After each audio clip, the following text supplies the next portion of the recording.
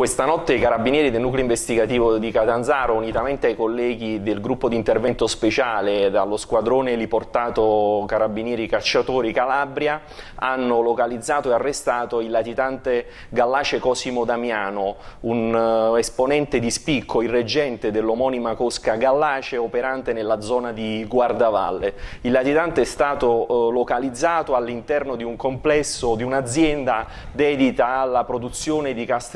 calcestruzzo nel comune di Isca sullo Ionio, e all'arrivo dei militari era insieme alla famiglia, moglie e figlia, è andato a nascondersi all'interno di un bunker che è stato scoperto poi a seguito di un'approfondita perquisizione. Era nascosto all'interno di un'intercapedine ricavata su una falsa parete la cui porta si apriva azionandola con un pomello girevole presente su un attaccapanni vicino alla specchiera che era sopra questa porta. All'interno del bunker il latitante aveva con sé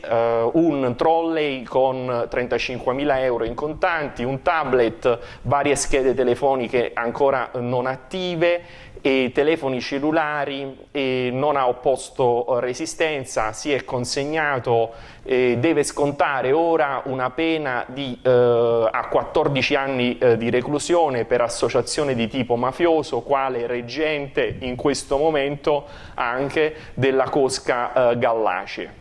La cosca Gallace è una cosca molto importante ed influente all'interno del panorama dell''ndrangheta e oltre ad essere, diciamo, operante in Guardavalle, anche in alcuni comuni dello basso Ionio catanzarese e dell'alto Ionio reggino. In più ha dentellati anche in Lazio, ad Anzio e a Nettuno e in altre città del nord centro Italia. La cattura di latitanti è uno degli obiettivi principali per la lotta alla criminalità organizzata e all''ndrangheta. La presenza di latitanti liberi sul territorio è un segno, diciamo, di forza per l'organizzazione criminale, invece oggi abbiamo dato un segno di forza da parte dello Stato e della giustizia. E appunto la cattura dei latitanti, unitamente all'aggressione ai patrimoni criminali e al controllo del territorio, rappresentano sicuramente la strategia vincente per combattere la criminalità organizzata.